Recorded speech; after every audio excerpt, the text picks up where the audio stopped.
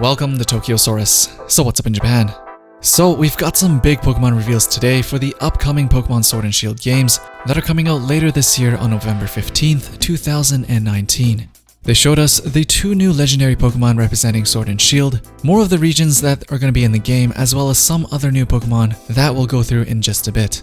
But the most exciting reveal of it all is probably going to be the new raid battles that they're calling Max Raid Battles. It's a completely new format of battles where you team up with 3 other trainers in order to take on a wild Dynamax Pokemon, which is a new form of Pokemon that are basically giant versions of their normal selves. And they're calling this new form of giant Pokemon Dynamax Pokemon. And apparently since these Pokemon are found in the wild, you can also catch and use them.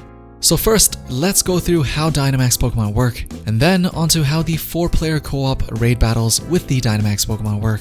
So to understand Max Raid Battles, let's first go through Dynamax Pokemon, or Dynamaxing a Pokemon. Dynamax is a phenomenon unique to specific locations in the Galar region, which means you can only Dynamax your Pokemon at specific places. This probably means you can't Dynamax your Pokemon indoors, underground, or in caves, and will be restricted to locations with open areas and also in stadiums of Pokemon gyms. Apparently Pokemon from the Galar region are capable of Dynamaxing, which means probably every single one of your Pokemon that you can catch in the game has a Dynamax version of themselves. So when a Pokemon Dynamaxes, they not only become bigger, they also get a boost in their power as well. But the catch is that they will return to normal after 3 turns, and you can only Dynamax once per battle, so it's not something you can spam. Very much like Mega Evolution, Dynamaxing requires a specific item to use this new feature, and it's the Dynamax Band. It's looking like an item to be worn by the trainer rather than an item to be carried by your Pokemon, so you probably don't have to worry about it taking up an item slot by your Pokemon. So the next big question is, will Dynamaxing a Pokemon make it have a different moveset? So after you Dynamax a Pokemon, all its moves will turn into special max moves. It makes the move itself stronger, but some of them can even trigger additional effects. For example, if you use Max Strike normally, it's just a normal attack. But once you Dynamax the Pokemon, Max Strike gets an additional effect of lowering the speed stat of the opponent as it hits. So all in all, with Dynamaxing, you're not only getting a stronger version of the Pokemon, which unlike Mega Evolutions can be used on any of your Pokemon, but they can also get additional effects to their moveset, which has the potential to make competitive even more interesting. But we'll just have to wait for more details to really know the detailed mechanics to really judge. But onto the raid battles themselves. So when you're doing a raid battle, you're fighting against wild Dynamax Pokemon. Unlike your own Dynamax Pokemon, which only lasts 3 turns, they will retain their giant form for the entirety of the battle, along with their unique moveset.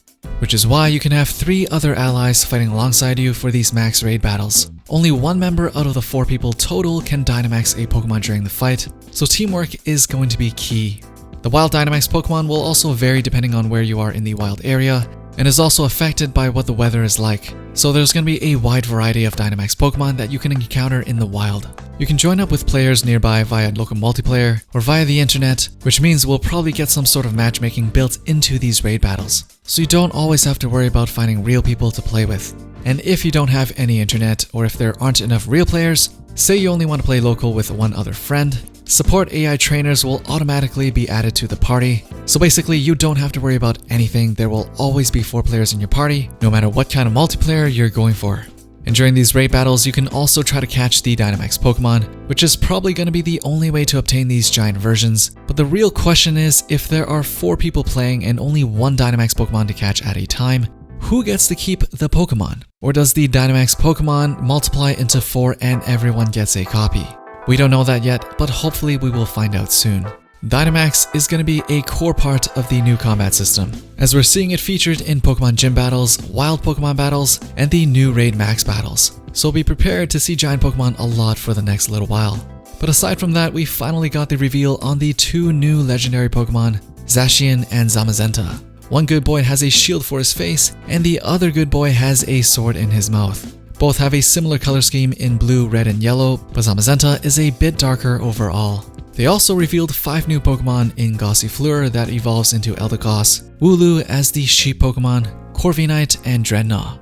But the best new addition to the gameplay might just be the fact that we now not only have access to changing the camera view so that you can see everything from any angle you want, but now we have a bike that can ride on water as well as land. So your childhood dreams of biking on water will finally come true. So if you've watched the trailer, you would have noticed that this game is very different than Pokemon Let's Go. The fact that the camera is no longer top-down and that you're exploring the region in an almost Zelda-like form is an absolutely huge improvement to the game and the franchise. And because of this camera change, they made the world huge with vast areas to explore. So what you're seeing here definitely isn't a Pokemon Let's Go 2.0. This is the legit evolution to the main Pokemon series that we've been waiting for. To be honest, I wasn't too big of a fan of the Pokemon Let's Go games, so seeing these new reveals and gameplay really reassured me that things will be very different this time around. But anyways, what are your thoughts on the Dynamax Pokemon and Max Raid battles? How hyped are you for Pokemon Sword and Shield after seeing more gameplay and the new reveals? As usual, let me know down in the comments below. Thumbs up the video if you liked it, don't forget to smash that bell, and I'll see you guys in the next one.